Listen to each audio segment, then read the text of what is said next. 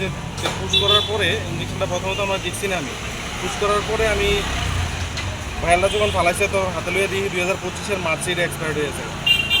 ঠিক আছে, যে ওর শরীর এখন ঠিক আছে, ডাক্তাররাও ফোন করছি, এইটাই এই বিষয়টা আর কি। তারা এতটা কেয়ারলেস। আচ্ছা, যিনি পুশ করছেন ওনার কোনো এসব কোর্স করা আছে কি? এটা আমি জানি না, এখানে স্টাফই, দোকানের স্টাফই তারা।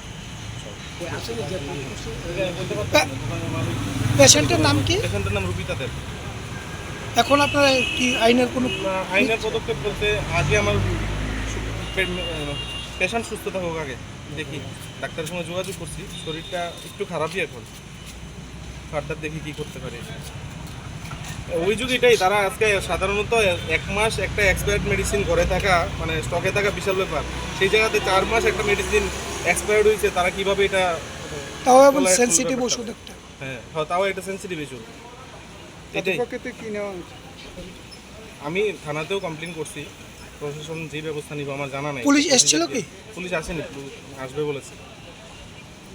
লক্ষ্য মানে আমি তো অ্যাডভান্স নামানো হয় এক্সপ্রি অ্যাডভান্স মানে 7:30টা 6 নামানো হয়ে যায়। হ্যাঁ, হয়তো 6 দোকানে নামানো হয়ে যায় অনেক থাকতে পারে, কিন্তু পুশ করার আগে তো দেখা পুশ উচিত করার ছিল। আগে অ্যাকচুয়ালি আমি ওইদিকে কাজ করতেছিলাম, এটা স্লিপটা নিয়ে গেছে, তো মানে ওয়াটার এক্সপিরিয়েন্স দেখছে, ভাইলের এক্সপিরিয়েন্স দেখছে, ওয়াটার এক্সপিরিয়েন্স বেশি দেয়, যার জন্য মনে হচ্ছে তো এখন কি হতে পারে পেশেন্ট?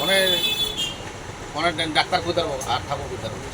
ঠাকুর কইতার বাপে তো গম তুলে সেটা ভালো ঠাকুর কইতার চেক করে কি লাগা না প্রতি মাসে তো অ্যাডভান্স নামানো হয়ে যায়, প্রতি মাসে অ্যাডভান্স নামানো হয় এক্সপিরিয়েন্স 7 এক্সপিরিয়েন্স সাথে যে 6 নামানো হয়ে আছে, মানে সারা ঘর দেখে নামানো হয়েছে, এটা ফ্রিজে কোনো কেমন ফুল রয়েছে এটা কইতে পারতেছে না।